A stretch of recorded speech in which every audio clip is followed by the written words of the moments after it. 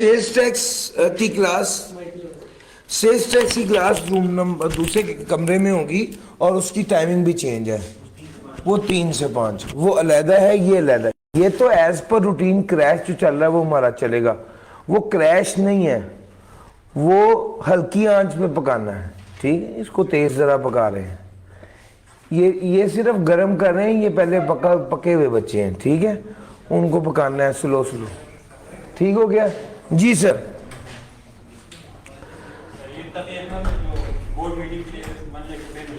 जी मिलते हैं सर जी। तकी अहमद को बोर्ड मीटिंग के लिए जो 1 मिलियन मिला है वो एग्जाम्ट है भैया। क्यों एग्जाम्ट होगा? वो मीटिंग की है, मीटिंग करने के हवाले से उसे पैसे मिले हैं, वो उसकी इनकम में शामिल होगा और टैक्सेबल होगा अंडर दैट सैलरी। एग्जाम क्यों होगा? अगर मैं एसबीआई में नौकरी करता हूँ, एसबीआई वालों की एक मीटिंग है बहुत बड़ी और उन्होंने मुझे कहा कि सर आप भी उस मीटिंग में आए, और वो मुझे मीटिंग अटेंड करने का और मीटिंग पे तकीर करने का, मीटिंग में बात करने का 1 लाख रुपया देते हैं, तो ये 1 लाख रुपया मेरे एम्प्लॉयर ने मुझे दिया होगा, मेरी इनकम में शामिल होगा और टैक्सेबल होगा अंडर दैट सैलरी। ठीक हो गया सर जी? जी और कोई बात? करें सर शुरू?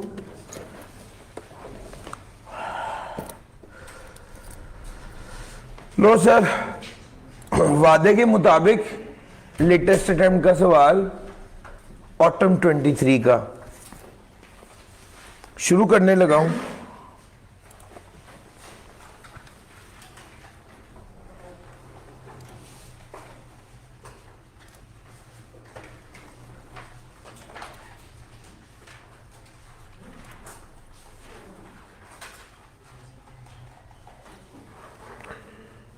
टी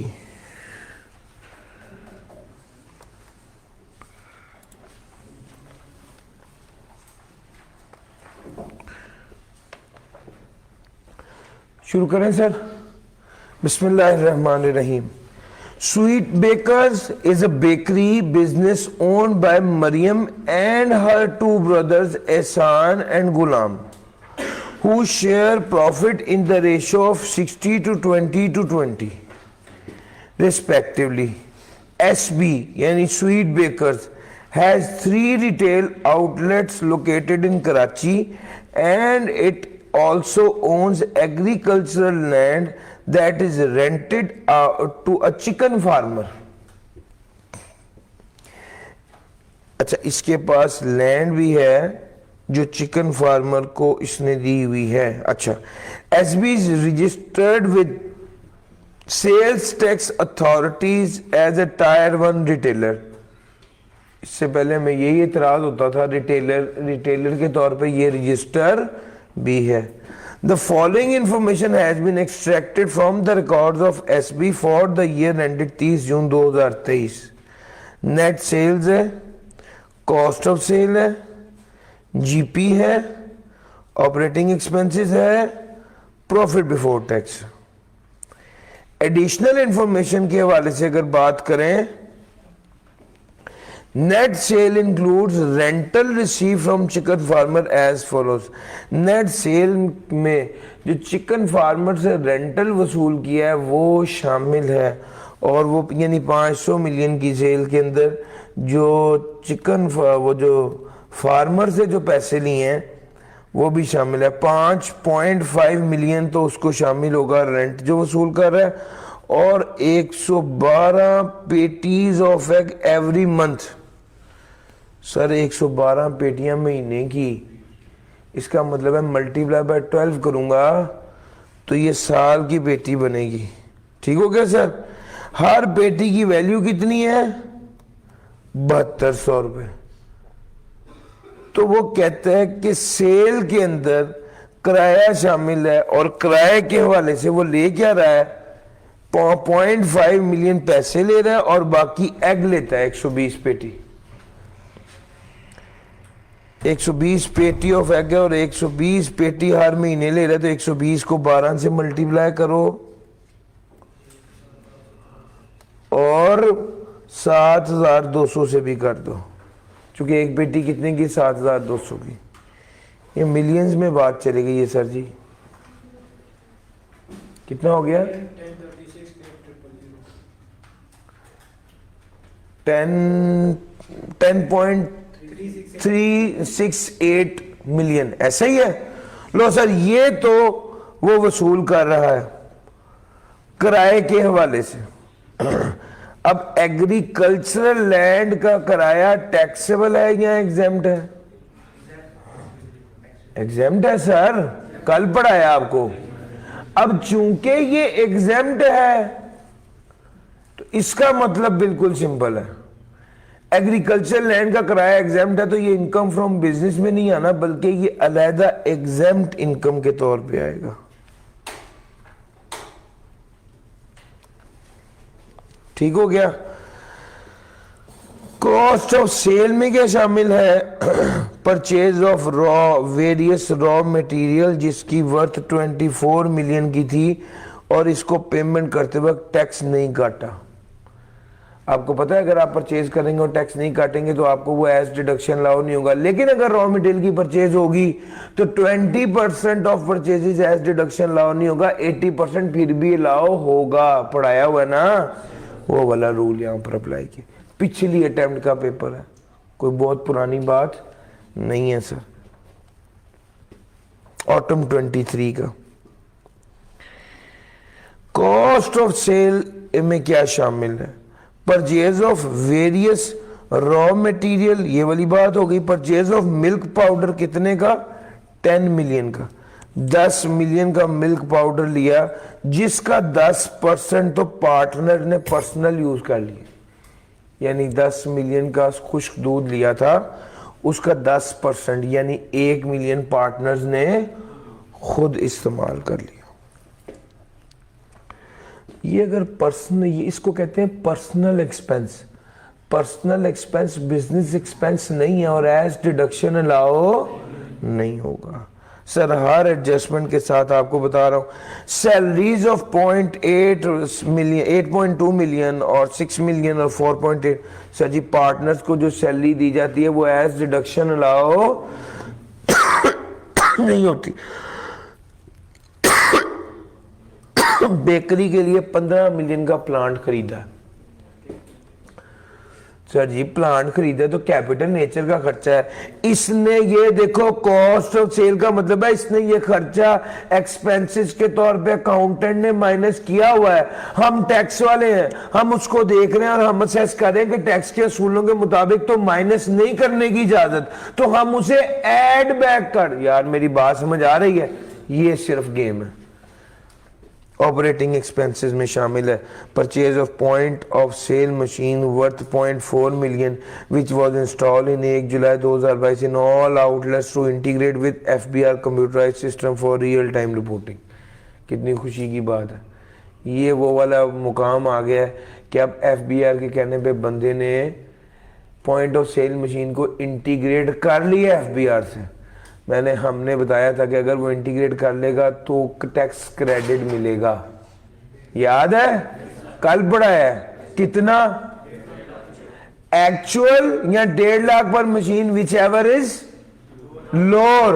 जी सर जी इसके साथ फौरन लिखें क्या मिलेगा? टैक्स क्रेडिट मिलेगा। तो ये एज डिडक्शन अलाउ नहीं होगा, ना इसकी डेप्रिसिएशन अलाउ होती है। Payment of 5.5 million on 1 January 2023 to an IT company for the development of application. Useful life of the application is 5 years और ये अवेलेबल होगा 1 अक्टूबर 2023 में। हमारा टैक्स ईयर है 2023, ये तो खत्म होना है 30 जून पे, ऐसा ही है ना? तो भाई पहली बात तो आपको ये पता होनी चाहिए कि ये इसने ऑपरेटिंग एक्सपेंसेस में सॉफ्टवेयर लिख दिया है, ये एज डिडक्शन लाउ नहीं होता, वहां से तो करेंगे एड बैक और उसकी अमोर्टाइजेशन माइनस होगी। लेकिन अमोर्टाइजेशन तो तब माइनस होती है ना जब वो अवेलेबल हो। ये अवेलेबल कब हुआ? साल के बाद। तो भाई अमोर्टाइजेशन भी लेस नहीं होगी। लो सर 1 फरवरी 2023 को Mariam contributed personal vehicle business को दे दी है। खरीदी थी 6 मिलियन की, लेकिन जब ट्रांसफर की तो 9 मिलियन की थी। कितने की लेंगे सर? जब कोई पर्सनल एसेट बिजनेस को दे दिया जाता है, जब कोई पर्सनल एसेट बिजनेस के लिए इस्तेमाल किया जाता है तो समझा जाएगा बिजनेस एक्वायर कर लिया। किस दिन? जिस दिन वो एसेट बिजनेस के लिए इस्तेमाल होने लगा। किस वैल्यू पे? फेयर मार्केट वैल्यू पे। ये बात मैंने आपको परसों जब 7-8 चैप्टर हुआ था तो लास्ट में बताई थी, जब कॉस्ट की बात आई थी, उससे पहले एक्विजिशन की बात। ठीक है, जब कोई बंदा अपने बिजनेस में एसेट डाल देता है तो फेयर मार्केट वैल्यू पे समझा जाता है बिजनेस से खरीदा। जब कोई बंदा बिजनेस से एसेट निकाल लेता है पर्सनल यूज के लिए तो फेयर मार्केट वैल्यू की बेस पर समझा जाता है कि बिजनेस से वो एसेट बेच दिया। यार मेरी बात पिक कर रहे हो?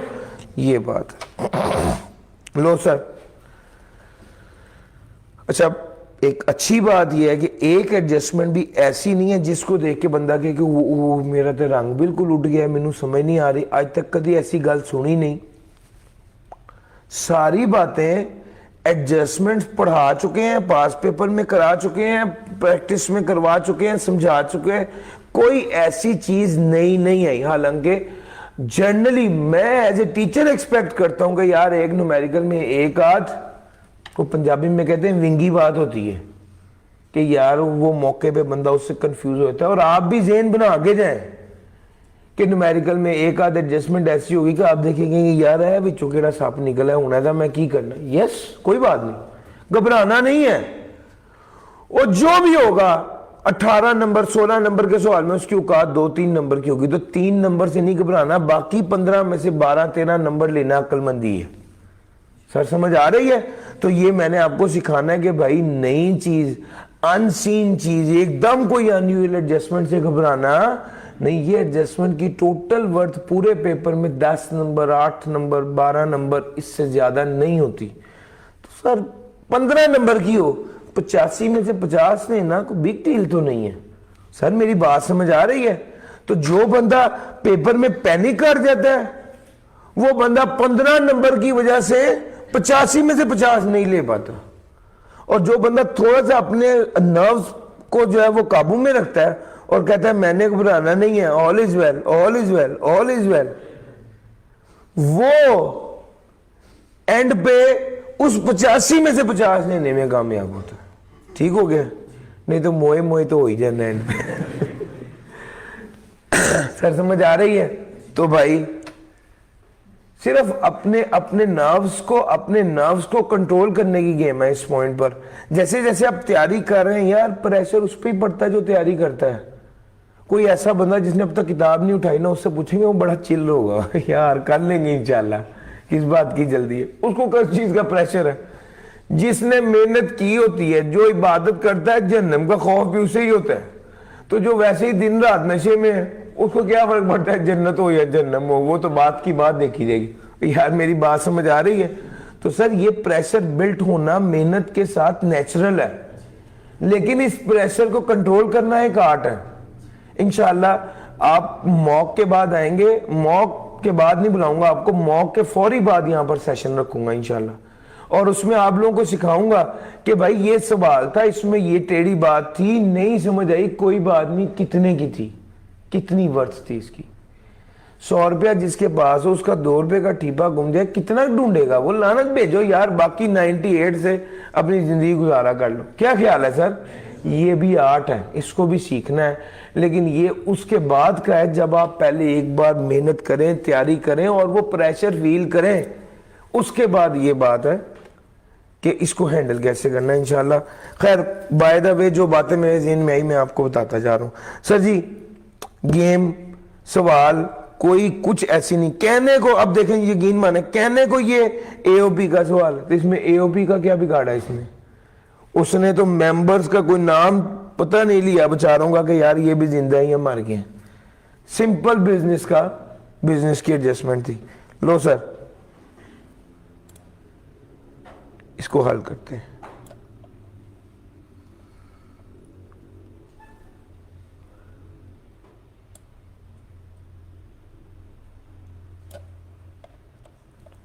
इतनी जगह काफी रहेगी। स्वीट बेकर्स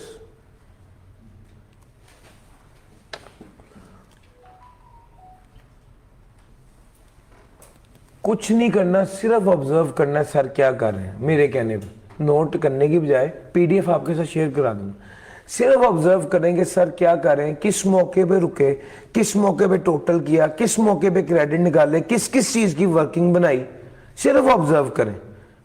इजी नहीं होना, सवाल के अंदर रहना है, कैलकुलेटर हाथ में रखें, किताब आपके पास है, सवाल आपके पास है, अलर्ट रहें प्लीज। मसला ये है कि मैं कहता हूं नोट नहीं करना तो फिर आप सोचने लग जाते, चलो फिर मैं उतनी देर व्हाट्सएप ही देख लेता हूं। सर अलर्ट रहें, सवाल को पिक करें। Computation of total income. आपको मैं एक बात बताऊं, अब ये ना करेक्ट हेड ऑफ इनकम को बार बार पूछने लग गया, बार बार पूछने लग गया। करेक्ट हेड ऑफ इनकम के अंदर लिखो, करेक्ट हेड ऑफ इनकम के अंदर लिखो। इसका मतलब ये कि हेड ऑफ इनकम का अब आप आम रूटीन से थोड़ा सा ज्यादा ख्याल रखें। कंप्यूटेशन ऑफ टोटल इनकम,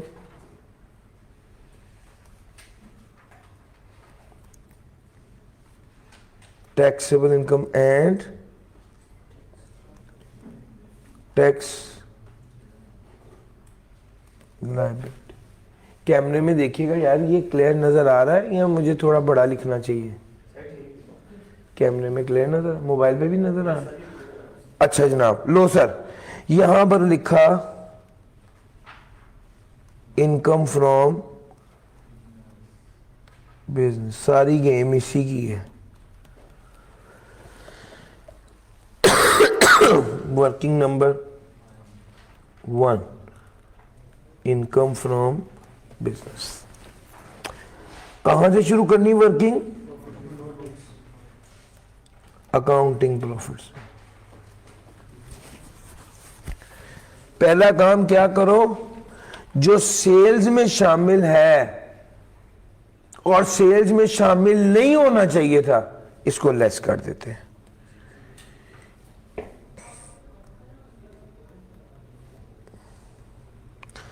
अच्छा जी, सेल्स में शामिल है चिकन फार्मर से जो किराया लिया, और चूंकि ये एग्रीकल्चरल लैंड का किराया है तो ये तो कल्चरल रेंट कितना है सर? 0.5 मिलियन पर मंथ है, तो मल्टीप्लाई बाय 12 करो तो 6 मिलियन बन जाएगा। और उसके बाद है अंडे कितने, एग्स की जो एग्स जितने के लिए बहरहाल जो भी है वो इनकम नहीं है इसकी। 120 पेटी मल्टीप्लाई बाय 12 मल्टीप्लाई बाय 7200 जी 10.368 लिख दूं? चलो ये लिख दिया। लो सर, ये तो आपकी इनकम में शामिल नहीं होना चाहिए था, और ये एग्रीकल्चरल इनकम है और ये एग्जेम्प्ट इनकम है। इनकम फ्रॉम बिजनेस में निकाल रहा हूं, लेकिन फाइनली मैंने इसको जब टोटल इनकम करनी है तो इनकम में शामिल करना है, पता है ना? एग्जेम्प्ट इनकम टोटल इनकम में शामिल होती है जी। कॉस्ट ऑफ गुड्स के अंदर शामिल है purchase of raw material 24 million का, जिस पर विद होल्डिंग टैक्स नहीं डिडक्ट हुआ। Know with holding tax. Actual कितना है? 24। दूसरा कितना है? परचेजेस, ये 24 यानी जो अमाउंट डिसअलाउड होगी वो टोटल परचेजेस के 20% से ज्यादा नहीं होगी। पड़ा हुआ है ना? टोटल परचेजेस कितनी है? इसका 20% लीजिए, कितना बना सर? 40। यानी 20% से ज्यादा तो कुछ भी लाओ नहीं होगा। अलबत्ता कितनी परचेजेस है जिस पे टैक्स नहीं दिया? 24 पे। इन दोनों में से लोअर कौन सा है? 24। इसे ऐड बैक कर देंगे। अगर आप इस तरह मेरी तरफ देखेंगे तो मुझे मजबूरन इसका जवाब आपको देना पड़ेगा। 1 मिनट ठहरो। ये वाली एडजस्टमेंट पहली बार नहीं आई, ये वाली एडजस्टमेंट दूसरी बार आई है पेपर में। पहली बार कब आई है मेरा ख्याल है, मैं देख लूं, आज़ादी एंड कंपनी का सवाल है उसमें, क्योंकि आप हैरत से जो मेरी तरफ देख रहे हैं, मैं इसका जवाब देना चाहता हूं कि कोशिश करें कुछ तो। ये सर आज़ादी एंड कंपनी पास पेपर की बात करूं तो ये ऑटम 22 का सवाल है, और इसमें पहली कॉस्ट ऑफ सेल इंक्लूड का सेकंड बुलेट में यही एडजस्टमेंट आई हुई थी, रिपीट हुई है सर। तो आपके माथों की जो शिकन है उसको खुदा का वास्ता है अपने गिरबान की तरफ ही मोड़ लें। ये आपने पहले, ये सवाल मैंने पहले कराया हुआ है सर, या ये सवाल अगर आपने पहले मुझसे नहीं पढ़ा तो ये सवाल आपको किया होना चाहिए, एओपी का सवाल है सर, समझ आ रही है? इस सवाल से ये वाली एडजस्टमेंट रिपीट हुई है सर। मुझे आप कहेंगे मैं आपको हर एडजस्टमेंट की हिस्ट्री बता दूंगा ये कहां कहां से आई है। जी जी, कहां से सर? लेस की तो है ये सर, ये देखें लेस लिखा हुआ है, इस तरह कर दूं?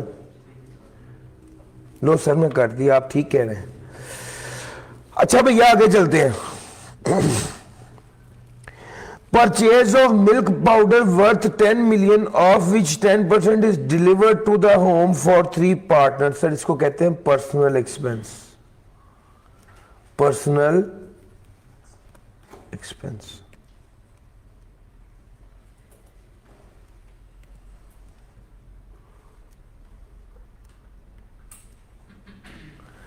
पर्सनल एक्सपेंस कितना है? 10 मिलियन का 10% कितना बना? 1 मिलियन। इसे ऐड बैक कर देंगे। सैलरीज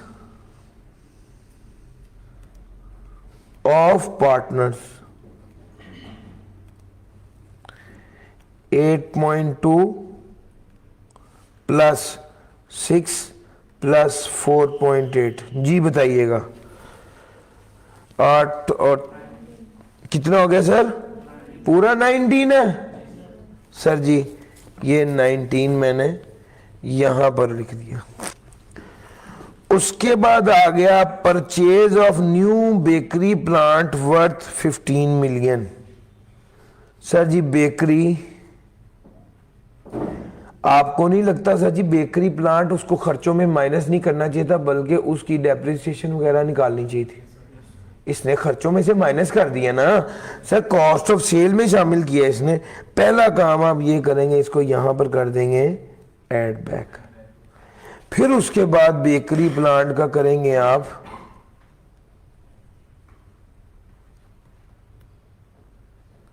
इनिशियल अलाउंस, निकालें जरा 15 का 25%।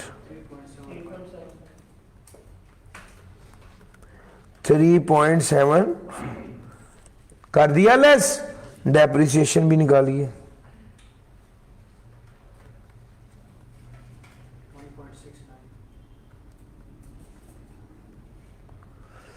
15 मनफी 3.75,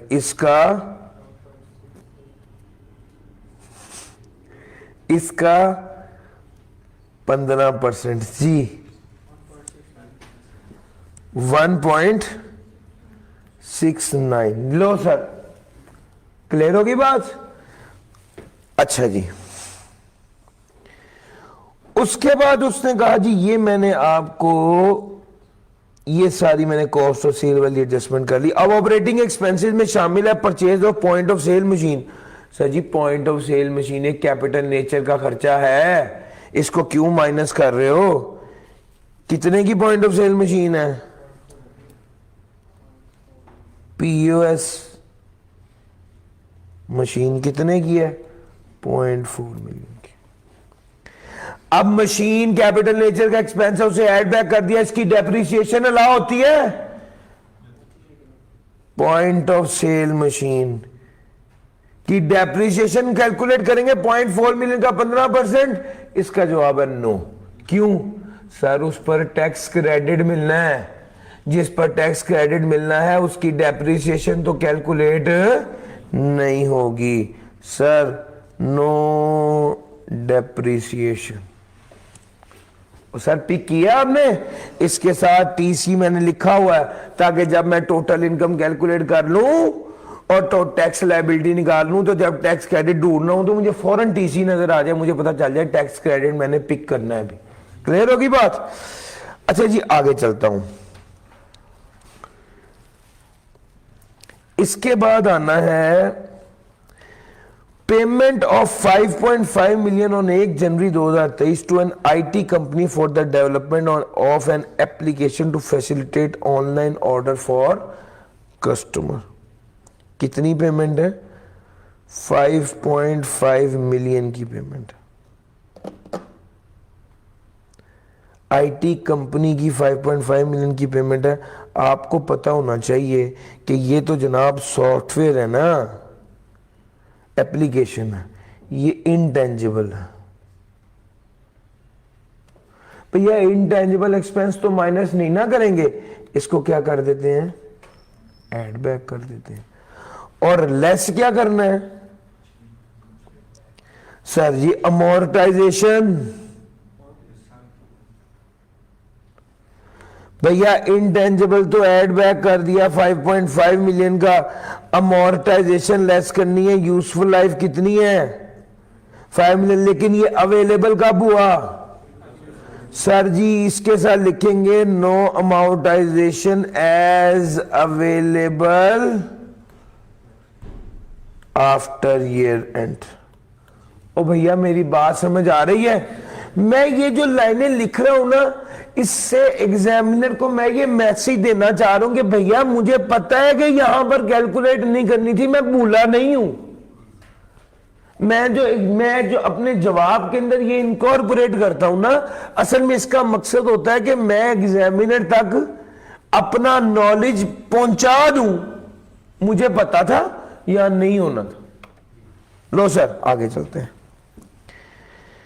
1 फरवरी 2023 को मरियम ने कंट्रीब्यूट किया है वैन बिजनेस में। अच्छा अब एडिशनल इंफॉर्मेशन की जहां पर वो बात कर रहा था, एक पॉइंट था सेल में क्या शामिल है, दूसरा पॉइंट था कॉस्ट में क्या शामिल है, तीसरा पॉइंट था ऑपरेटिंग एक्सपेंस में क्या शामिल है। ये चौथा पॉइंट एक एडिशनल पॉइंट है, किसी खर्चे के अंदर शामिल नहीं है। इस बात को जेहन में रख के पिक करना है। सर जी जनरली जब वो एडिशनल इंफॉर्मेशन के बाद कोई भी बुलेट देता है तो जेहन में रखिए, इसका मतलब है अनलेस वो उस बुलेट में खुद कह दे कि परचेजेस के अंदर ये शामिल था तो समझे शामिल है, वरना याद रखें अंडरस्टूड ये होता है कि ये ऊपर शामिल नहीं था। ये एडिशनल इंफॉर्मेशन का मतलब होता है इजाफी इंफॉर्मेशन। मेरा पॉइंट पिक करें, इसका मतलब है ये ऊपर वाले टेबल में, ऊपर वाली बैलेंस शीट में, ऊपर वाली इनकम स्टेटमेंट में ये वाली इसका फैक्ट शामिल नहीं हुआ।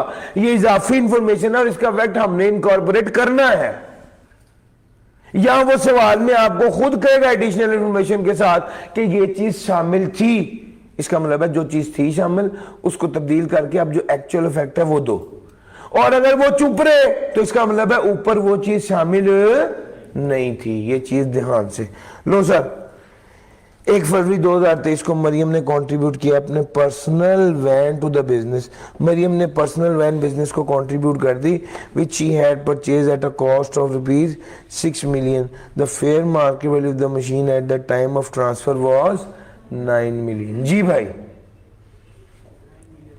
9 million ले लूं, ऐड करूं 9 million को प्रॉफिट के अंदर, फिर क्या करूं? फिर क्या करूं इसका? सर जी ये इसका मतलब है वो नहीं है, तो फिर आगे क्या हाल बनता है? मैंने अपनी पर्सनल कार बिजनेस को दे दी तो इससे क्या होगा? वो बिजनेस की हो जाएगी। बिजनेस की होगी तो क्या होगा? सर जो बिजनेस का एसेट होता है उस पर तो डेप्रिसिएशन निकलती है। अब इस पर पहले इनिशियल अलाउंस निकालूं या डेप्रिसिएशन निकालूं? इनिशियल अलाउंस निकाल। क्यों सर? ये मेरी पर्सनल इस्तेमाल में है, सेकंड हैंड है। इनिशियल अलाउंस तो इससे पहले आपको ये नहीं सोचना चाहिए था कि ये व्हीकल अप्लाइंग फॉर हायर है या नॉट अप्लाइंग फॉर हायर है। चूंकि ये अगर vehicle not applying for hire है फिर तो इनिशियल अलाउंस की तुक्की नहीं बनती। सर समझ आ रही है? पहले आपने ये सोचा कि अच्छा ये अप्लाइंग फॉर हायर है या नॉट अप्लाइंग फॉर हायर है, तो इसका जवाब है भैया बेकरी का काम कर रहा है को टीसीएस नहीं चला रहा, को डेवो कंपनी नहीं है। और मेरी बात समझ आ रही है? इसका मतलब है ये क्या है, नॉट अप्लाइंग फॉर हायर है। इनिशियल अलाउंस की तुक तो बनती नहीं। अब रह गई सादी डेप्रिसिएशन, तो 9 मिलियन की डेप्रिसिएशन ले लूं? क्यों? Maximum allowed cost of vehicle not applying for hire कितनी होती है? 7.5 मिलियन। 7.5 मिलियन की डेप्रिसिएशन लेनी। ये सारा कुछ उस वक्त बैठ के सोच के फिर करना है।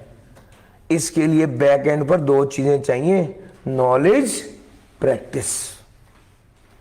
ठीक है? ये नॉलेज और प्रैक्टिस जब आपके अंदर समोया होगा, फिर एग्जामिनर के पास एग्जाम में बैठे होंगे और उस टाइम पे फिर एक कॉन्फिडेंस चाहिए कि ठीक है यार कोई बात नहीं, ऐसे ही होगा, मैं कर लेता हूं। ठीक है सर जी, ये बात है। और इस तरह से है, कोई नई बात, कोई नया कॉन्सेप्ट मैंने आपको इस सवाल में नहीं बताया। बिल्कुल सिंपल प्लेन चीजें हैं। आखिरी एडजस्टमेंट है, गेम ओवर हो गई है। डेप्रिसिएशन लेंगे,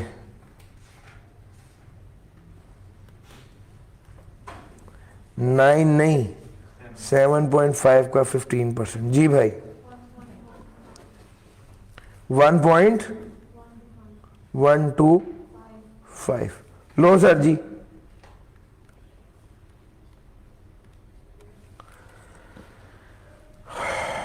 इनकम फ्रॉम बिजनेस की तो सारी बात पूरी हो गई। कैलकुलेटर मारे जरा। 77।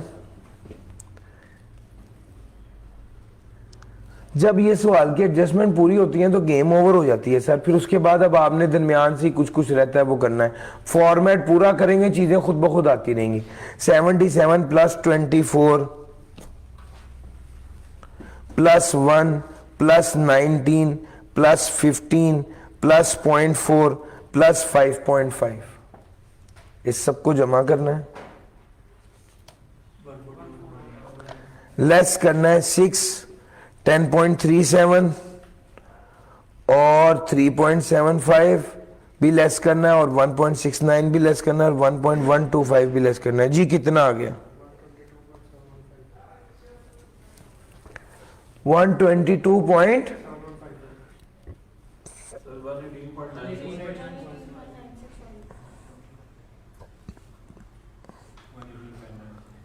118.965।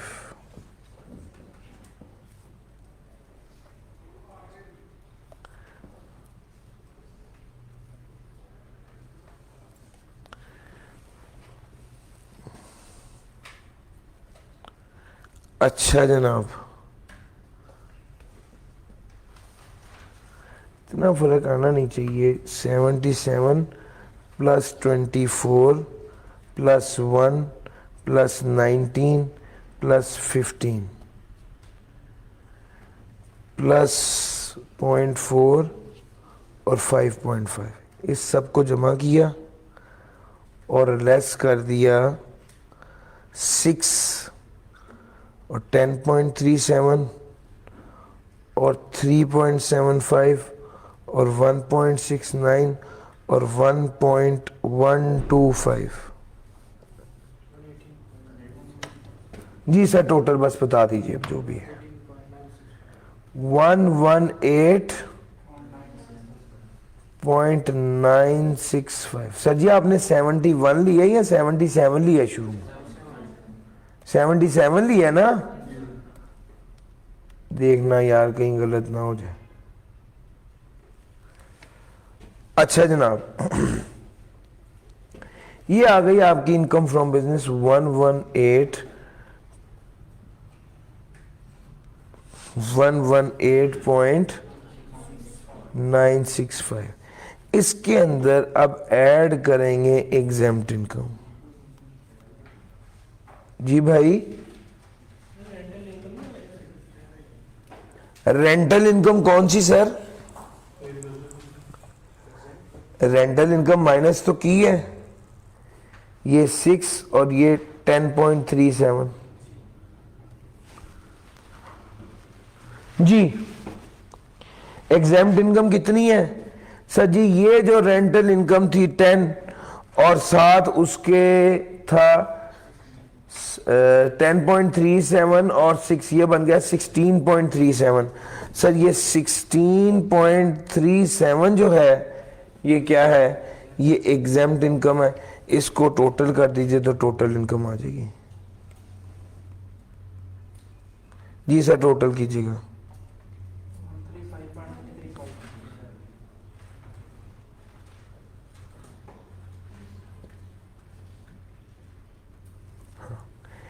एक चीज है यार, एक चीज है जिसको इनकॉर्पोरेट करना था और वो आपको मैं बताना, हाँ वो देखिए सर, ये जो अंडे हैं ये उसने उसको चूंकि रेंट के तौर पे मिल रहे थे, उसने अपनी इनकम में शामिल किए हुए थे।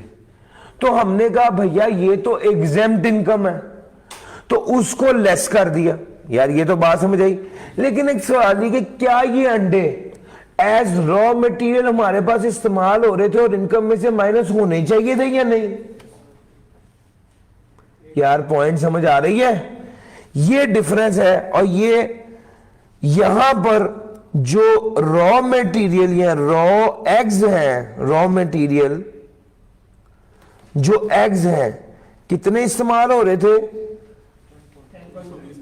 7200 मल्टीप्लाई 120 पेटी मल्टीप्लाई बाय 12 महीने। जी बताइएगा। 10.3। सर प्लीज इसको इनकॉर्पोरेट करना, यानी 118 118.965 में से 10.37 निकालिएगा।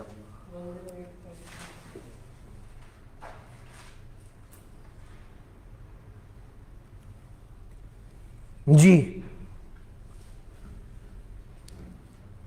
सर बताइएगा प्लीज।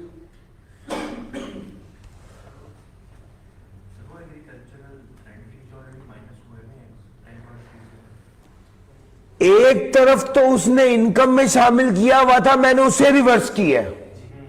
दूसरी तरफ वो रॉ मटेरियल के अंदर शामिल था, मैंने वो भी रिवर्स करना।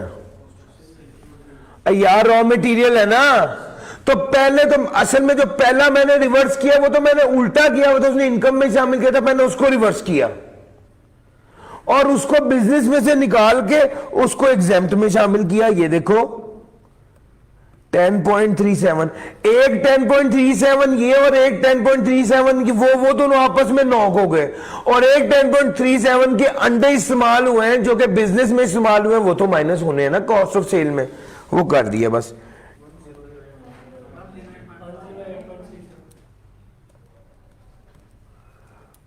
वन 108। सर दोबारा बताइएगा। 595। ये 595 आना है। आपके एग्जामिनर ने ना 9 मिलियन के हिसाब से, जो आपके एग्जामिनर का सजेस्टेड सोल्यूशन है और मेरे सोल्यूशन में थोड़ा सा डिफरेंस इसलिए आएगा क्योंकि आपके एग्जामिनर ने इसको 9 मिलियन की डेप्रिसिएशन चार्ज की है, जबकि 9 मिलियन की डेप्रिसिएशन चार्ज होनी नहीं चाहिए थी, क्योंकि जो व्हीकल नॉट अप्लाइंग फॉर है उसकी मैक्सिमम वैल्यू कितनी हो सकती है? 7.5। लो सर 108.595 आ गया, और यहां पर भी कर देंगे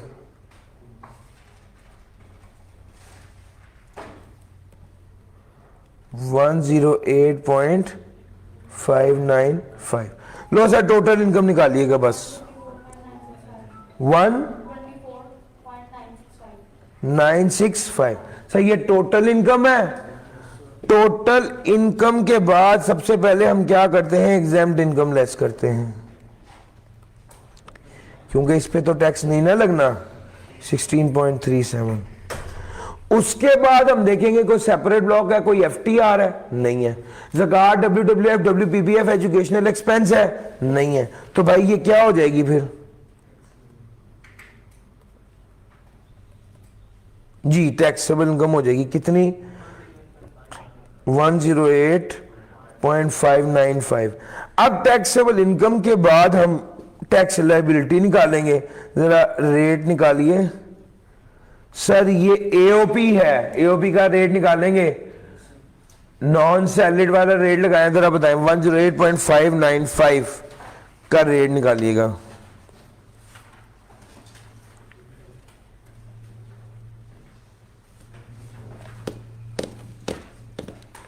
108.595 की लाइबिलिटी है, सॉरी टैक्सेबल इनकम है। रेट निकालिएगा, नॉन सैलिड वाला रेट लगना है, एओपी का सवाल है जी। जी भाई 37.37। लो सर एक बार आप लोग भी बताइए, एक दो स्टूडेंट्स और बता दें क्या यही बन रहा है 37.37। लो सर जी, अब जब मैं टैक्स लायबिलिटी निकालूंगा फिर मैं सोचूंगा कोई टैक्स क्रेडिट तो नहीं है। ये सामने टीसी लिखा हुआ है, टैक्स क्रेडिट है भैया, पहले मुझे टैक्स क्रेडिट निकालना पड़ेगा। डोनेशन का नहीं है, फॉरेन टैक्स पे नहीं है, फुल टाइम टीचर नहीं है, ये कौन सा क्रेडिट है? पॉइंट ऑफ सेल मशीन का हमने क्या पढ़ा था? Tax credit on point of sale machine हमने पढ़ा था एक्चुअल, और एक्चुअल कितना था 0.4, और दूसरा क्या पढ़ा था 1.5 लाख पर मशीन। इसने कितनी मशीनें लगवाई हैं सर जी? गौर से देखो, इंस्टॉल्ड ऑन ऑल आउटलेट्स। हाँ जी, कितनी आउटलेट्स थी? 3 आउटलेट्स थी। तो भाई 1.5 लाख, या इसको मैं कहता हूं 0.15 कर देता हूं आसानी के लिए, जब सब कुछ ही मिलियन में चल रहा है तो ऐसे ही क्यों खपना। ये 0.45 हो गया। इन दोनों में से लोअर कौन सा? जो लोअर होगा उसका क्रेडिट मिलेगा, एक्चुअल या 1.5 लाख, विच एवर इज लोअर। यही पढ़ाया था ना। ले लो भाई, कितना बना 0.4 लेस कर देंगे, आ जाएगा टैक्स पेबल। जी बताइएगा।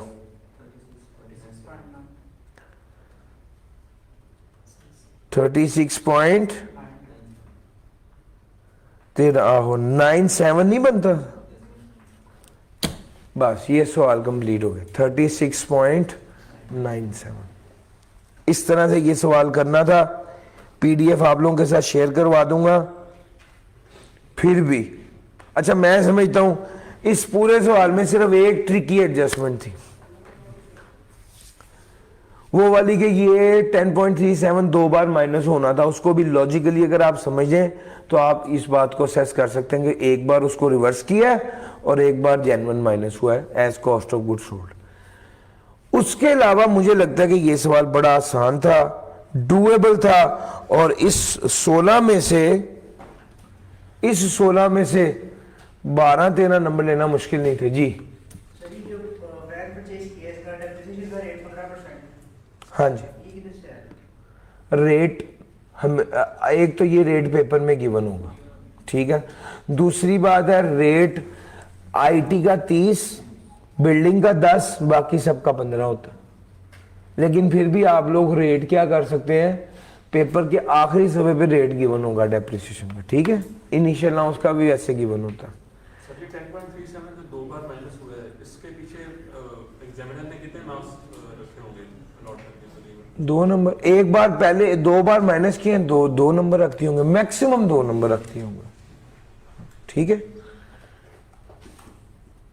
लो सर, ये सवाल था, तो मुश्किल तो नहीं लग रहा। एक सवाल और करवा दूं, आप तैयार हैं उसके लिए? शाबाश भाई। ये जो बच्चे होते हैं ना तैयार, ये बहुत अच्छे बच्चे होते हैं। ये सब बड़ा अच्छा सवाल है। ये सवाल मैंने पिछली बार आई कैप में करवाया था, और मैं सोच रहा था ये कराऊं या ना कराऊं। चूंकि चेंज हो गया है थोड़ा सा टेबल वगैरह, तो क्रेडिट्स भी चेंज हो गए होंगे, रेट जो चेंज हो गए तो क्रेडिट्स भी और कुछ रूल्स भी। तो मैंने सोचा इस सवाल को मैं दोबारा आप लोगों को करा देता हूं। यानी ये पिछली अटेम्प्ट का सवाल नहीं है, ये उससे पिछली अटेम्प्ट का सवाल है। तो पिछली अटेम्प्ट जो लेटेस्ट सवाल बिजनेस का है वो ये है, और मैं आपके पेपर में जो सवाल एक्सपेक्ट कर रहा हूं वो ये वाला कर रहा हूं, फेथ वाला। इस टाइप का सवाल मैं एक्सपेक्ट कर रहा हूं कि वो आपको देगा। असल में जब वो एओपी देगा ना तो वो ज्यादा फोकस करेगा जी एओपी वाली एडजस्टमेंट वन ऑफ, लेकिन जब वो सवाल इंडिविजुअल का देगा ना तो वो लॉसेस को दरमियान में डाल के थोड़ा प्ले करता है। सर समझ आ रही है? जो लेटेस्ट आपको सवाल न्यूमेरिकल पेपर में आया है बिजनेस का, मैं करवाने लगा हूं। लेटेस्ट जो एओपी का आया था मैं करवा चुका हूं। क्लियर होगी बात? यार मैं बड़ी ही स्लो हर एडजस्टमेंट पढ़ रहा हूं और करा रहा हूं कि यार मतलब रिवीजन के नाम पे ये नहीं कि आप बस पीछे पीछे ही भागते रहे घर चले जाएंगे, यार नहीं पढ़िया गया। जितना करा रहा हूं कम से कम वो तो खास तौर पे न्यूमेरिकल पार्ट।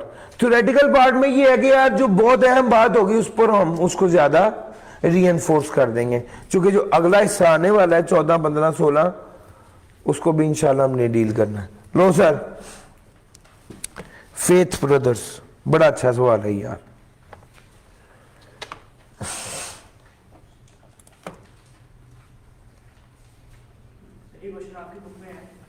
जी बिल्कुल यार, ये किताब, ये क्वेश्चन मेरी बुक में है, लेकिन अनफॉर्चुनेटली उसमें ना कुछ एरर है। आइडियल ये है कि आप इसको आई कैब का पेपर पिछली से पिछली अटेम्प्ट का डाउनलोड कर लें और उससे मोबाइल से देख लें। मैं आपको 2-3 मिनट दे देता हूं, जल्दी से ऐसे कर लें। मेरी किताब में ये वाला सवाल है तो सही, मगर किताब में ना थोड़ी सी मिस प्रिंटिंग हो गई हुई है। बिस्मिल्लाह।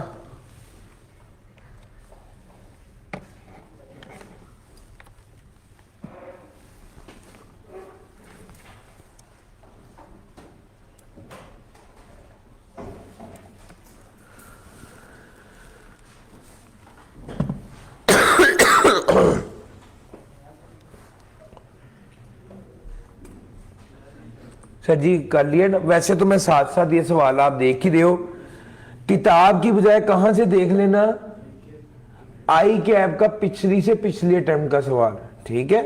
यानी कौन सा सवाल बनेगा ये? मार्च स्प्रिंग 23 का सवाल। For the purpose of this question, assume that the day today is 31 August 2023.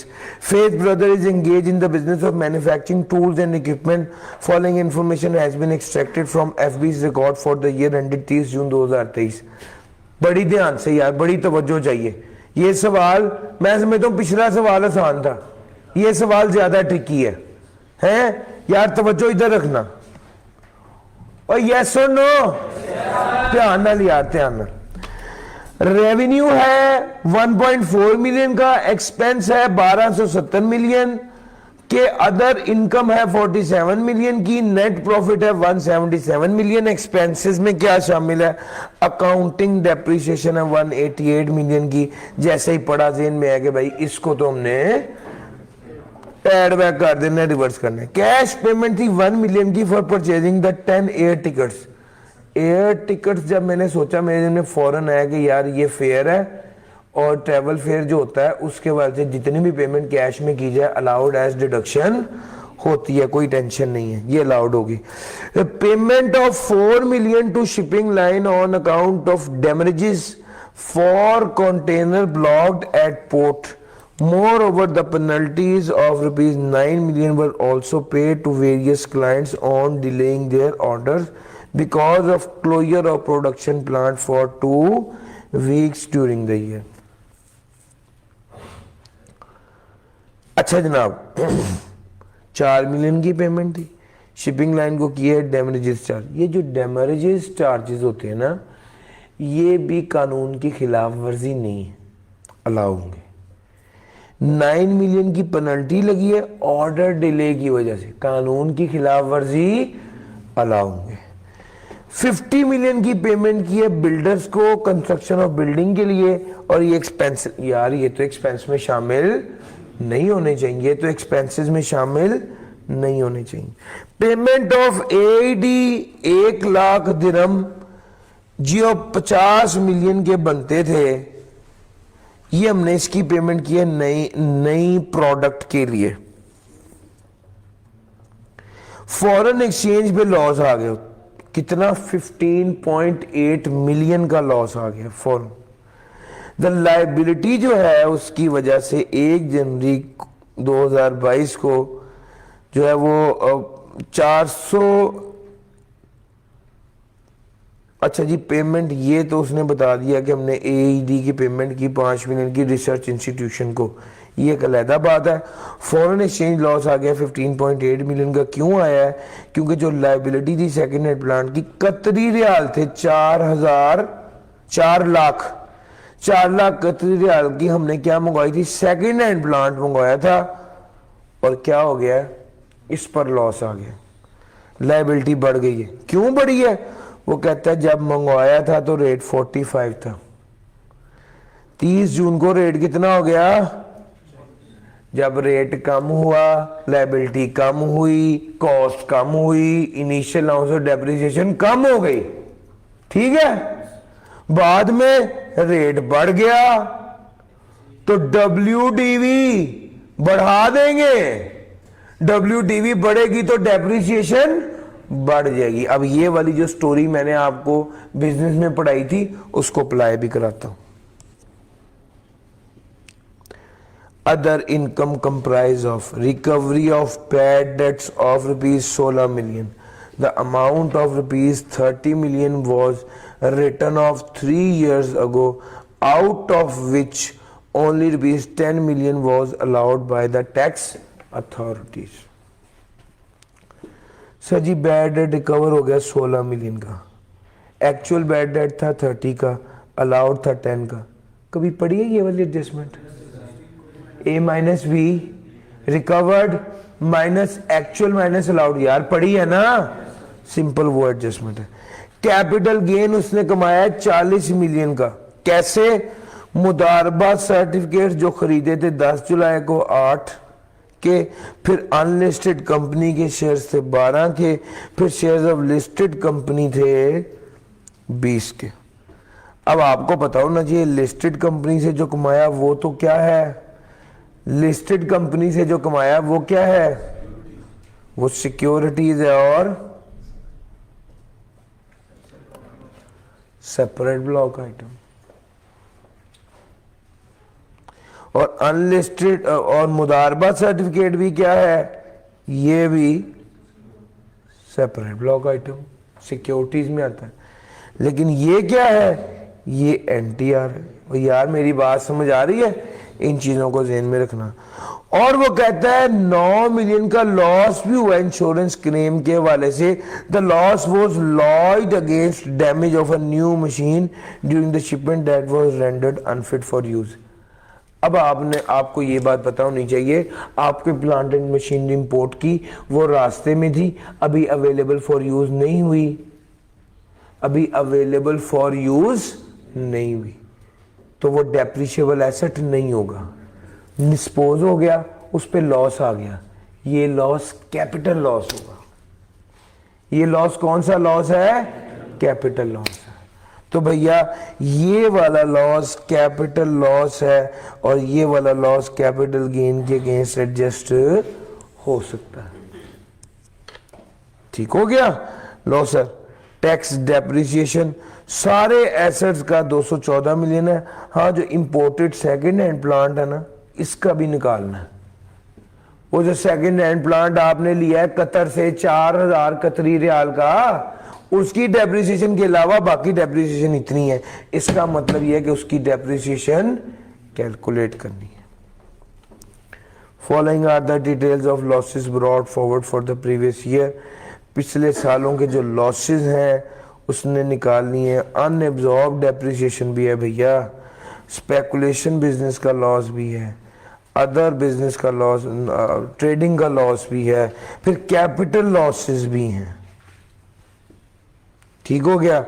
अब वो कहता है कि आप टोटल इनकम, टैक्सेबल इनकम और टैक्स लायबिलिटी कैलकुलेट करें।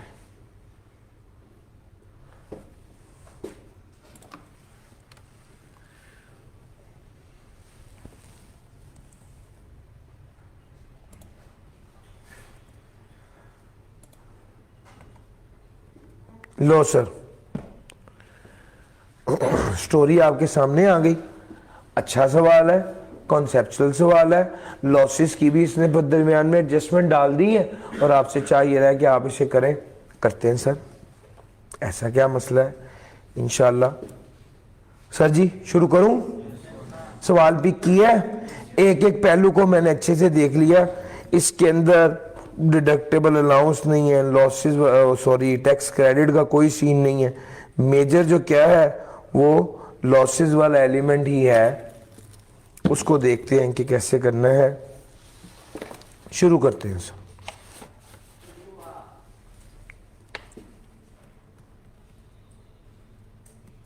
Faith Brothers,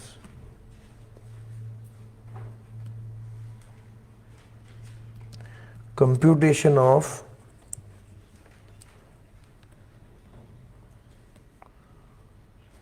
total income, taxable income and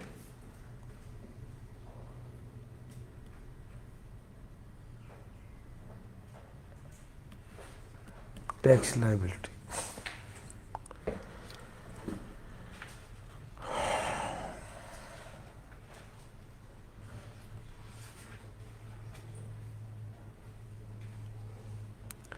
tax year कितना है? टैक्स ईयर है 2023। यहां पर क्या लिखूं?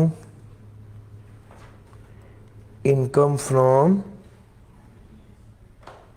बिजनेस लिखूं, वर्किंग का रेफरेंस दूं और हम चलते हैं ऊपर। Working number 1 income from business. कहाँ से शुरू होना है? अकाउंटिंग प्रॉफिट से या प्रॉफिट बिफोर टैक्स से। हाँ भाई, सबसे पहले तो हम अकाउंटिंग डेप्रिसिएशन को ऐड बैक कर लें। चलो ये तो बड़ा ही अच्छा काम हो गया। कैश पेमेंट को क्या लिखें?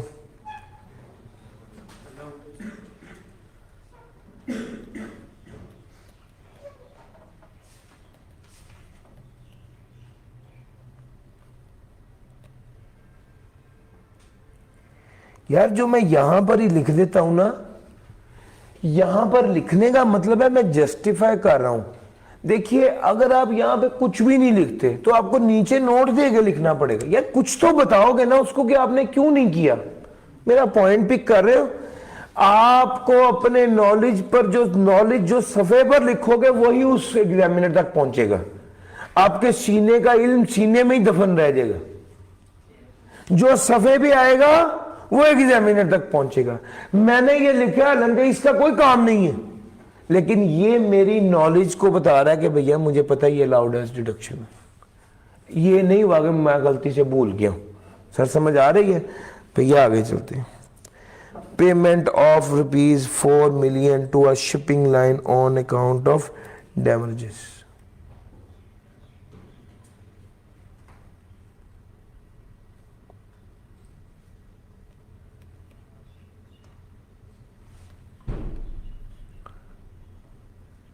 Delay in order nil. क्यों? Allowed as deduction. अच्छा जनाब, उसके बाद आ गया पेमेंट ऑफ 25। हाँ ये कंस्ट्रक्शन ऑफ बिल्डिंग।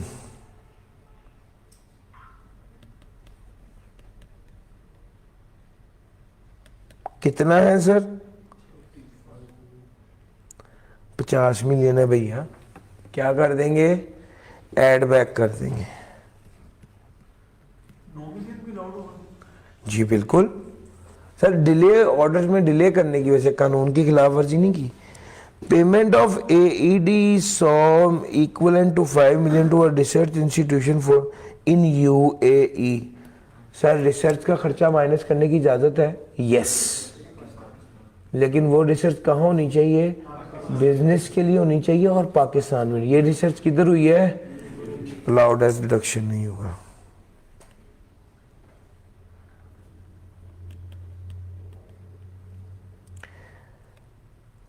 अब मुझे अलहदा से allowed not allowed as deduction लिखने की जरूरत नहीं है। क्यों? मैं ऐड जो कर रहा हूं। कोई ऐड करने का मकसद क्या है कि ये अलाउड एज डिडक्शन नहीं है। फॉरेन एक्सचेंज लॉस,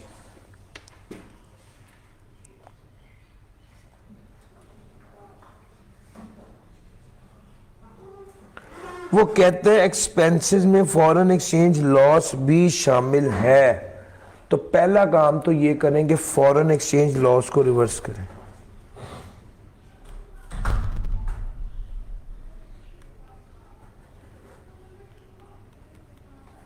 इसको रिवर्स करें और उसके बाद यहां पर मैं एक वर्किंग करना चाह रहा हूं।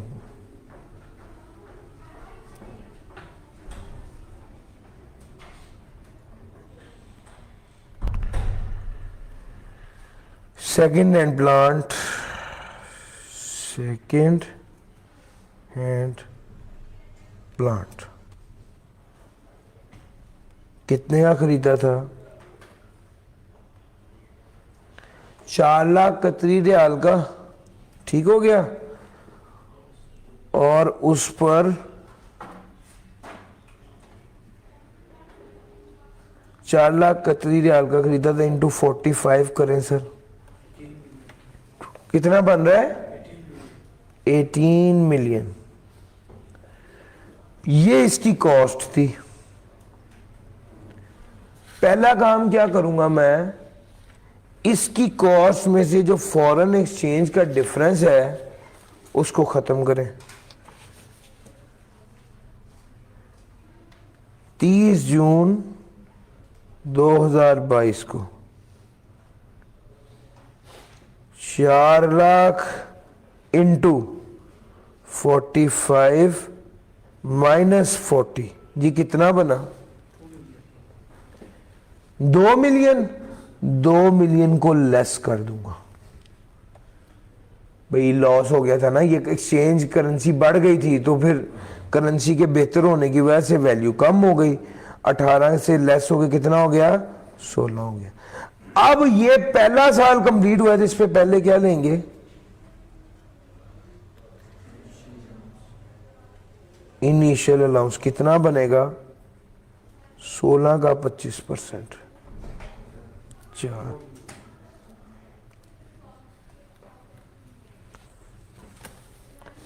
और उसके बाद क्या बना?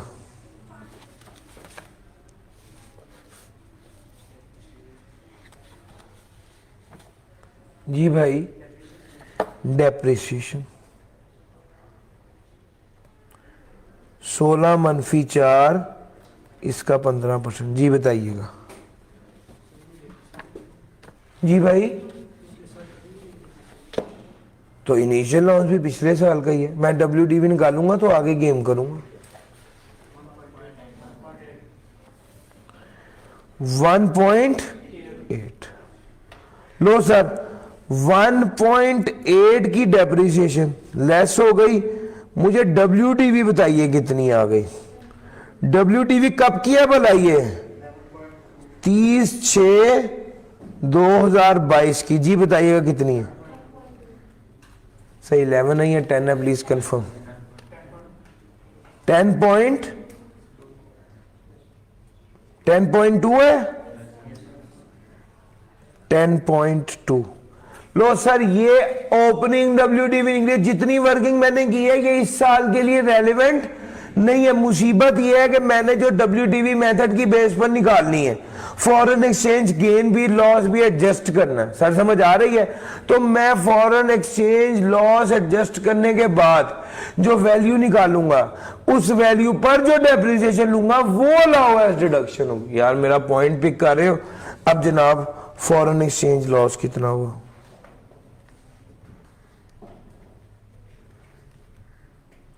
चार लाख। हाँ जी 79 रेट हो गया 79.5 माइनस। सर जी जब ओरिजिनल मैंने ली थी तो 45 की ली थी, परचेज 45 की थी ना, उस हिसाब से निकालेंगे। बताएं भाई कितना बन रहा है?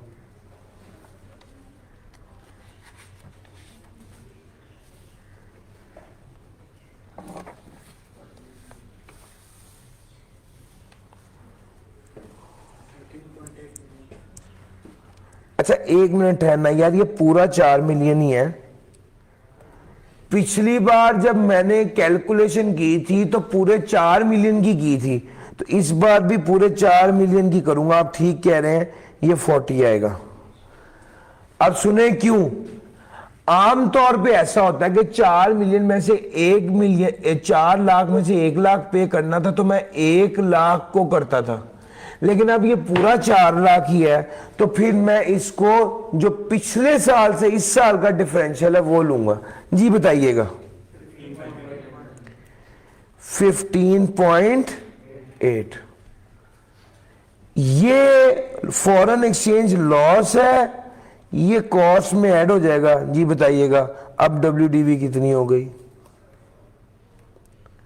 26 की। इस पर निकालिए depreciation at the rate of 15%।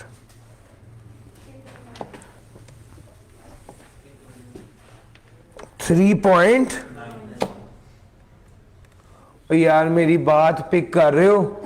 ये जो 3.9 आया है ये एज डिडक्शन अलाउ होना। ये जो 3.9 आया है ये एज डिडक्शन अलाउ होना है। अब ये सारी सरदर्द लगाने का नतीजा पता क्या निकला है? ये लेस कर दो।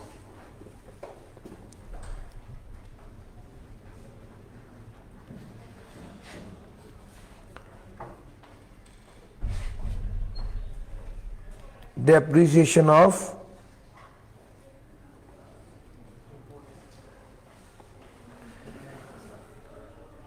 सर, आप लोगों ने सवाल नहीं किया। आप लोगों को यहां पे सवाल करना चाहिए सर, सेकंड हैंड प्लांट है, इनिशियल अलाउंस किस चक्कर में? बाहर से है, शाबाश। इनिशियल अलाउंस पहले साल माइनस होगा, बाहर का प्लांट है, लोकल प्लांट। अगर लोकल सेकंड हैंड होता तो initial allowance. Low sir, depreciation of second hand बताइएगा कितना बना? 3.9। अच्छा जनाब, ये एडजस्टमेंट मैंने कर ली।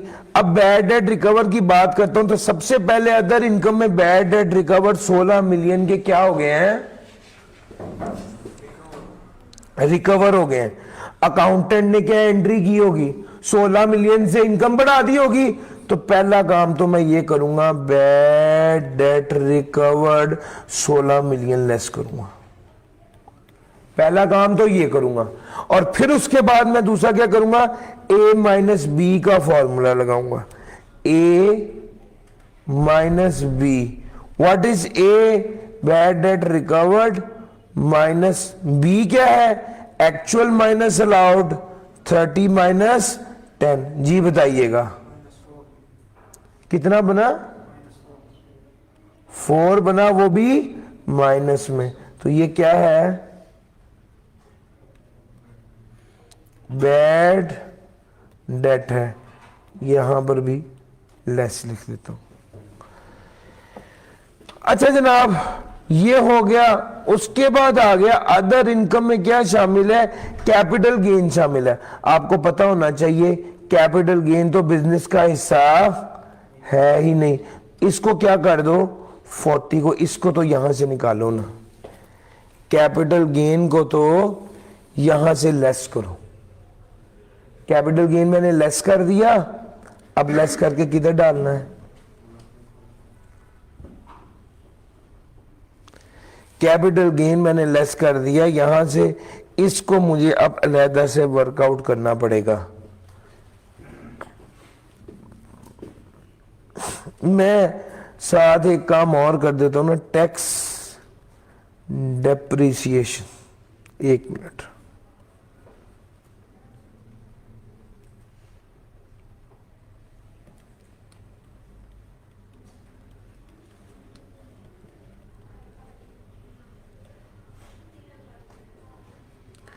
टैक्स डेप्रिसिएशन कितनी है? 214 मिलियन की। इसको काउंट फॉर कर दिया। अच्छा जी, टैक्स डेप्रिसिएशन कितनी है? 214 मिलियन की। इसको अकाउंट फॉर कर दिया।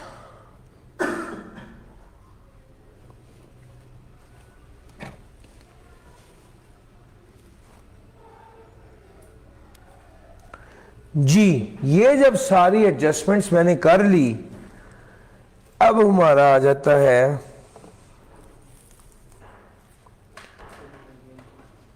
कैपिटल गेन की वर्किंग नंबर 2।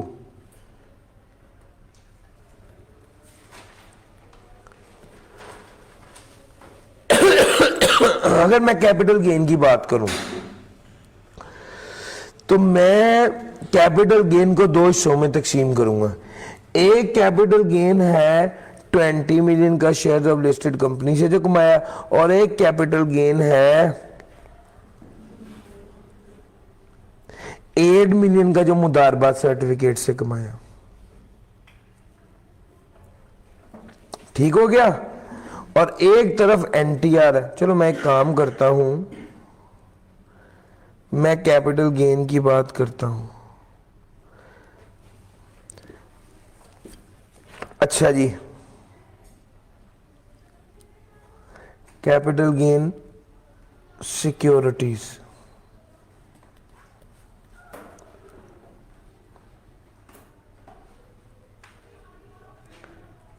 मुदारबा सर्टिफिकेट्स कितने हैं? मुदारबा सर्टिफिकेट कितने हैं सर? 8 मिलियन।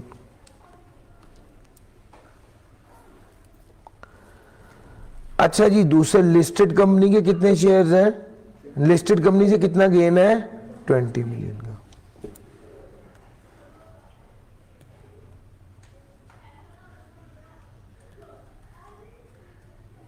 $20 मिलियन का। अच्छा, ये दोनों मैंने लिख ली हैं सिक्योरिटीज की। ये देखो जरा नीचे क्या लिखा हुआ है, capital loss on sale of listed security के लॉस आ रहे हैं। हमारा टैक्स ईयर कौन सा है? 2023 का। 2019 का लॉस था 3 साल तक कैरिड फॉरवर्ड होना था ना सिक्योरिटी का लॉस। तो भैया 2019 का लॉस था 20, 21, 22, ये तो एक्सपायर हो गया। 2020 का लॉस था 21, 22, 23, ये एडजस्ट हो सकता है। कितना है? 6 का। लिस्टेड कंपनी का गेन है brought forward loss on securities, कितना? 6 का।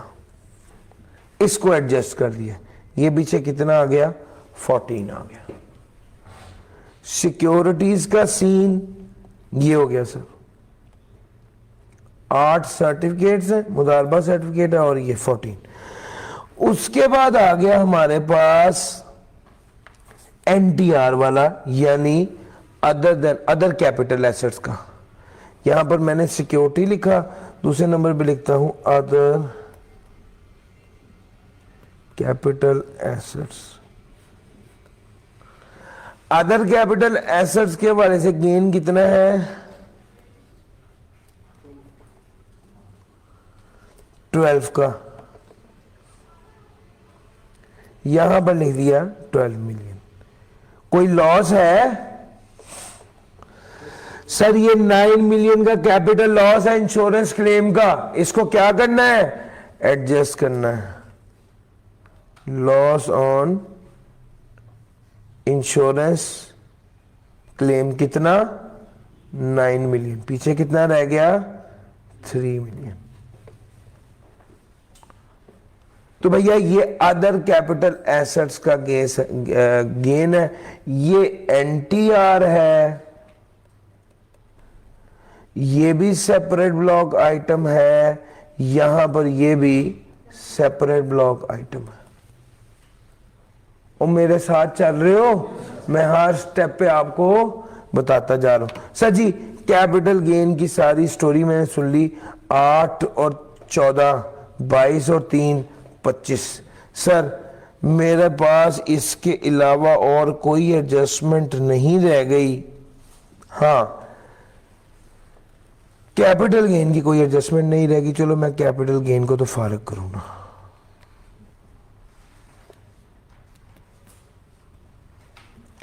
अब जरा बिजनेस की स्टोरी भी सुन लें। मेरे पास इनकम फ्रॉम बिजनेस का टोटल कितना आ गया, जरा यहां पर बताइएगा। 177 177 प्लस 188 प्लस 50 प्लस 5 प्लस 15.8, उसमें से लेस करना है 214 और फिर लेस करना है 4 और फिर लेस करना है 3.9 और फिर लेस करना है 16 और फिर लेस करना है 40। जी प्लीज।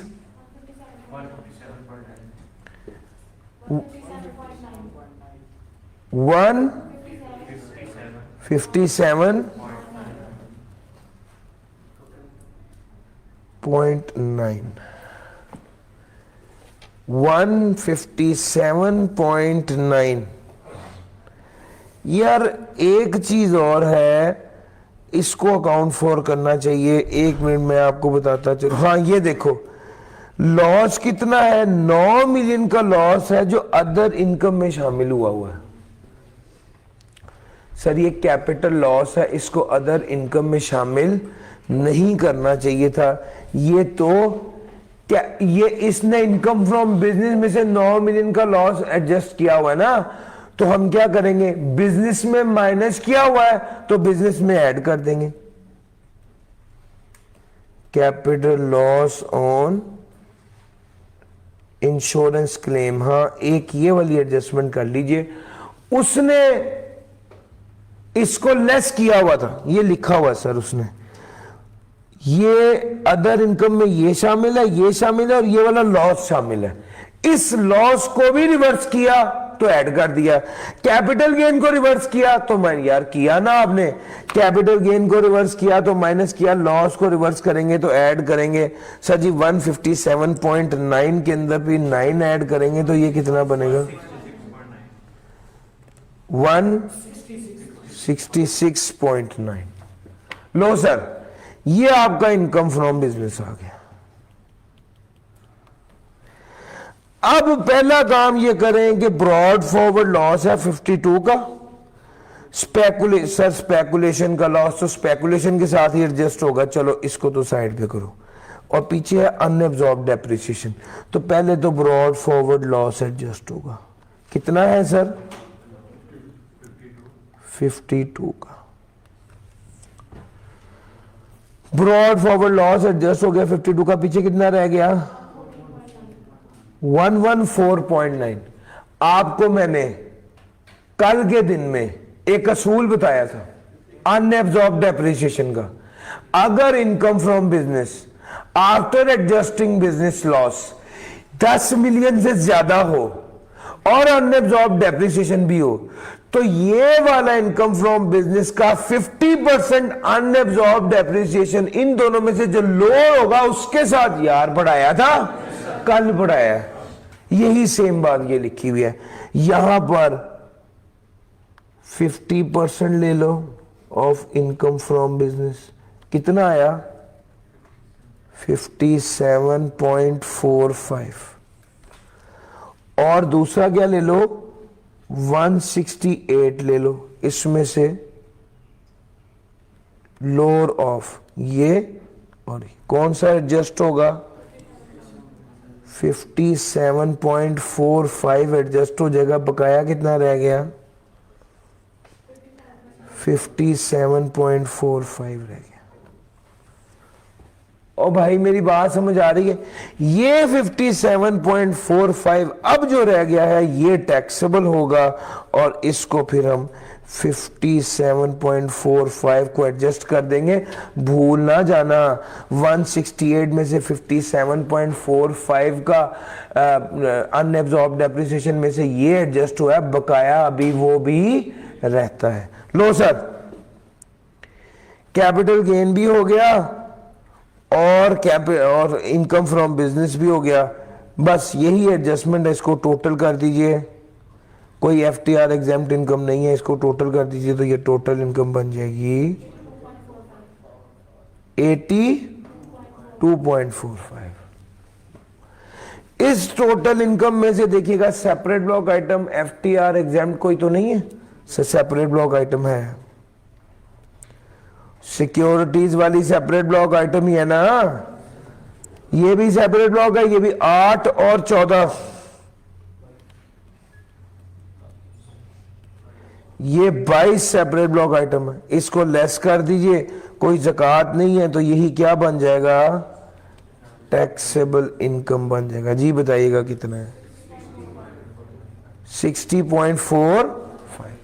सर ये टैक्सेबल इनकम बन गया, इस पर क्या अप्लाई करेंगे, रेट अप्लाई करेंगे तो टैक्स लायबिलिटी बन जाएगा। सर जी 60.45 पे रेट अप्लाई कीजिए,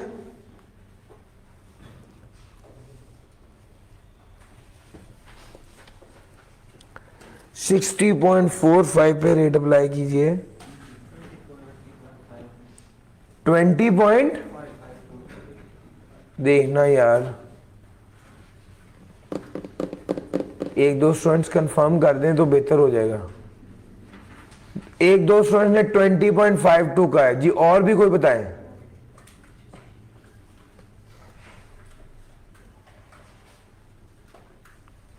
यार 4 मिलियन का होता है 7,65,000, उससे ऊपर रह गया 56.45 मिलियन। 56.45 मिलियन का 35% ले लो प्लस 7,65,000 ऐड कर लो, इतना मुश्किल तो नहीं है यार। 20.52 ही है। ओए एक आध बच्चा कोई और कंफर्म कर दे। 20.52। अच्छा जनाब, टैक्सेबल इनकम से टैक्स लायबिलिटी पे आ गए, फिर टैक्स लायबिलिटी जब हमारे पास आ गई है तो अब हम टैक्स क्रेडिट देखते हैं। आपके सवाल में कहीं टैक्स क्रेडिट है भाईजान? आपके सवाल में कहीं कोई टैक्स क्रेडिट नहीं था। अब इस मौके पर जिस बच्चे ने साथ साथ लिखा होगा वो फौरन सिर्फ टीसी देखेगा, कहीं नहीं लिखा हुआ जान छूट गई, और जिसको ये नहीं पता वो बेचारा फिर सवाल पढ़ेगा। और अगर आप पेपर में 6 बार सवाल पढ़ेंगे तो फिर यही सवाल करके वापस आएंगे और कुछ नहीं करेंगे। लो सर, कोई टैक्स क्रेडिट नहीं है तो टैक्स लायबिलिटी के बाद फिर हमारे पास सेपरेट ब्लॉक आइटम रहे, tax on separate block item. सबसे पहले मुदारबा सर्टिफिकेट है। सर मुदारबा सर्टिफिकेट का होल्डिंग पीरियड 1 साल तक है। अगर मुदारबा सर्टिफिकेट का होल्डिंग पीरियड 1 साल तक है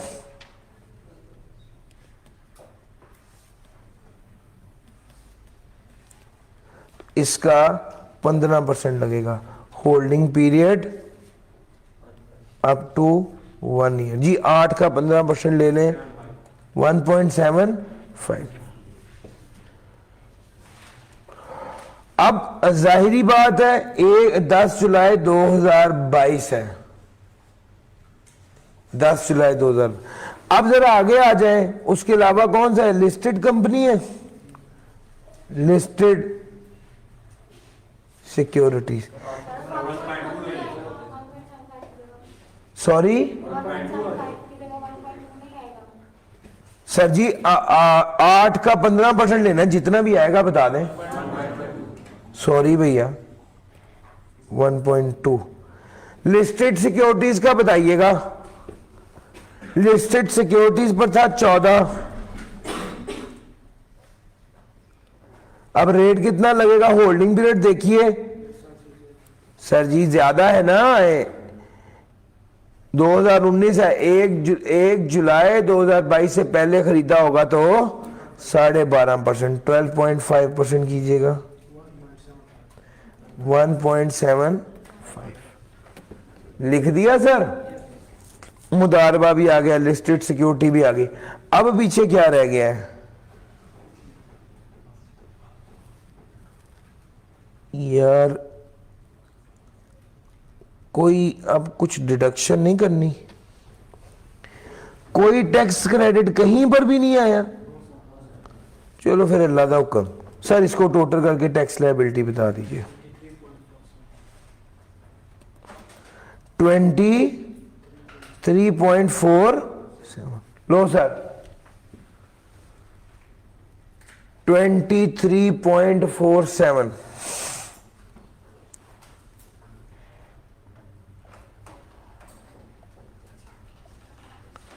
यार ये तो मैंने आपको बता दिया।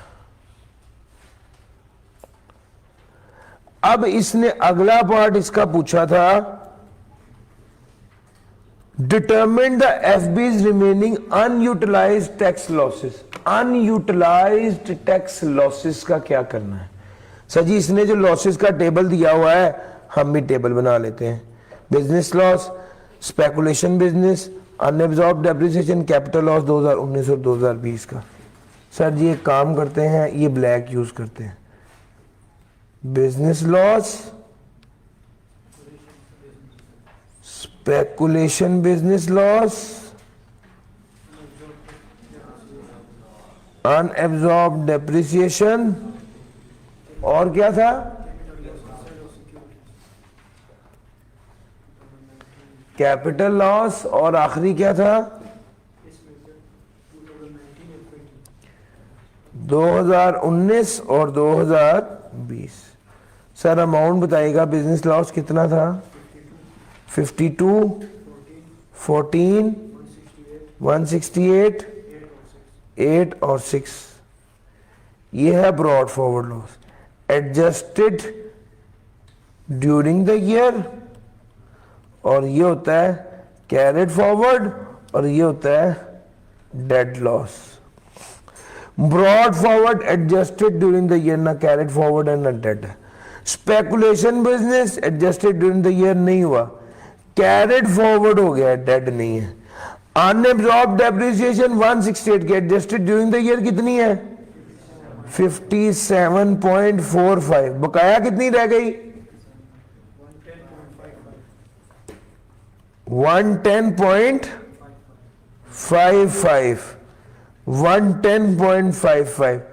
तो ये लॉस डेड नहीं होगा, ये कैरिड फॉरवर्ड होगा।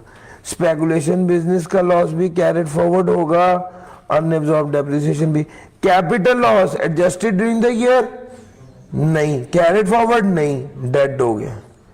2020 एडजस्टेड ड्यूरिंग द ईयर है, यस, कैरिड फॉरवर्ड नहीं, डेड नहीं। इसने ना एक बात और लिखी है सवाल में, रिक्वायरमेंट में देखें, up to which such losses में भी कैरिड फॉरवर्ड। ये भी बताना है कि ये लॉसेस कब तक कैरिड फॉरवर्ड हो सकते हैं। 2021 का लॉस तो एडजस्ट हो गया, ये 22 का लॉस है, 23, 24, 25, 26, 27, 28, ये 2028 तक कैरिड फॉरवर्ड होगा। अच्छा जी, फिर उसके बाद ये वाला लॉस, अनएब्जॉर्ब डेप्रिसिएशन का लॉस कब तक कैरी फॉरवर्ड होगा? Until set of. कोई मुश्किल तो नहीं लग रहा? लो सर, इतनी डिटेल में मैंने पूरा सवाल करवाए हैं दो, कि यार अगर बिजनेस का अब कोई सवाल आए तो आप लोगों को स्ट्रक्चरली प्रॉब्लम नहीं होनी चाहिए। एडजस्टमेंट ज़हन में रखें, एक आध ऐसी औखी आ जानी नहीं आती, कोई बात नहीं यार, 2 नंबर, 1 नंबर, 2 नंबर, 3 नंबर, और बाकी 18 में से 15 पकड़ो। सर समझ आ रही है? इसका ये हाल होता है। ये जो मैंने अभी आपको सिखाया है ना, that was not knowledge, that was enabling, that was a handling skill. सवाल को अप्रोच कैसे करना है। आप देखो, मैं सबसे पहले पता कहा, मैं आपको एक चीज बताता हूं, मैं स्टॉप किधर किधर लगाता हूं। जब मेरी एडजस्टमेंट खत्म होती है ना, तो फिर उसके बाद मैं सारी इनकम जब मेरी पूरी होती है, फिर मैं कहता हूँ जनाब इनकम मैं पहले पूरी करूंगा, फिर मैं स्टॉप लगाऊंगा।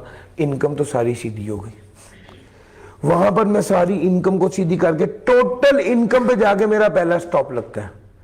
सबसे पहले मैंने सारी एडजस्टमेंट पूरी करनी है, और फिर मैंने वर्किंग करते हैं जब तक मैं टोटल इनकम पे नहीं पहुंचता।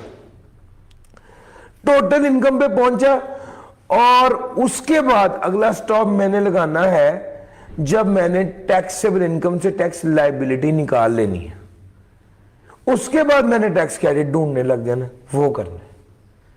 फिर उसके बाद जब टैक्स क्रेडिट का मसला होना है, मैं सेपरेट ब्लॉक आइटम और एफटीआर ढूंढने लग जाने, वो ऐड करने हैं। फिर उसके बाद जो टैक्स डिडक्ट हुए हैं वो सारे बकाया टैक्स क्रेडिट वो लेस करने हैं, और फिर जो टैक्स डिडक्टेड एफटीआर था वो वगैरह वो लेस करके फाइनल कर देना सवाल। सर समझ आ रही है? इस तरह से सवाल करना है। मैंने कोशिश की आप लोगों को लेटेस्ट और मेरे मुताबिक अच्छे सवाल थे जो मैंने आपको करवाए, ताकि आप लोग इसको बहुत अच्छे से डील करना सीख लें। अगर मुझसे कोई बच्चा ये पूछे कि सर अब कौन कौन से सवाल मुझे लाजमी करने चाहिए प्रैक्टिस के लिए, तो मैं एओपी के 2 सवाल हैं, एक मेज़ है और एक आज़ादी एंड कंपनी है। ज़रा मुझे अटेम्प्ट बोलते हैं कौन सी है?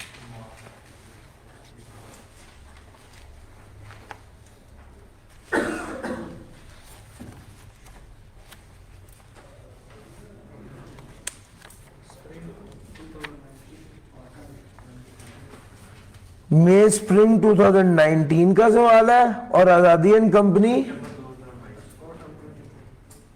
ऑटम 2022। और अगर आप मुझसे पूछें बिजनेस का,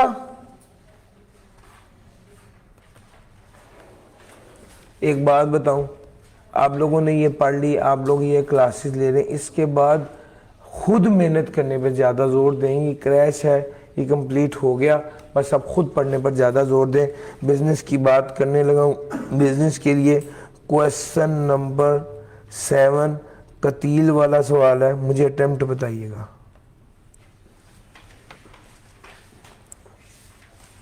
दो 2018 है मेरा ख्याल है इसकी अटेम्प्ट, स्प्रिंग 2018। क्वेश्चन नंबर 10 कौन सा सवाल था?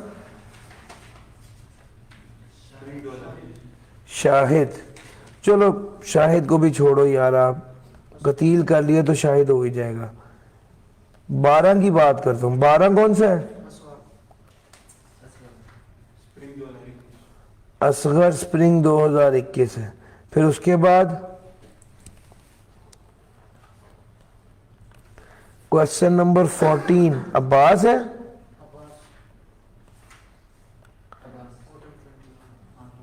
ऑटम 2021। फिर उसके बाद question number 16 Akash Kumar ji, spring 22। फिर उसके बाद क्वेश्चन नंबर 19 ये वाला सवाल है, इसका क्या नाम था? Faith brothers.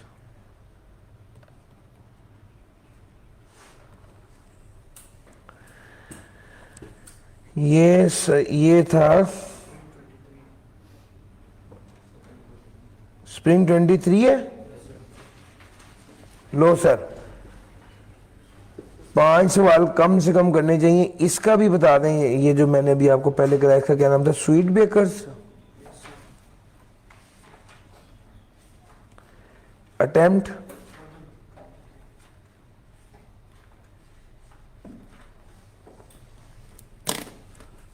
करें सर, मेहनत करें, ये वाले सवाल करें। मेरे से पूछे, मेरे बस में हो तो मैं कहूं एक गो में करें।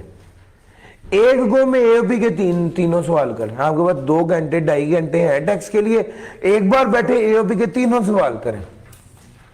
फिर आपके पास 4 घंटे या 5 घंटे हैं, आप बैठे एक बार एक ही गो में बिजनेस के 5 न्यूमेरिकल कर लें। सर आप यकीन करें, बड़ी पक्की लर्निंग होती है।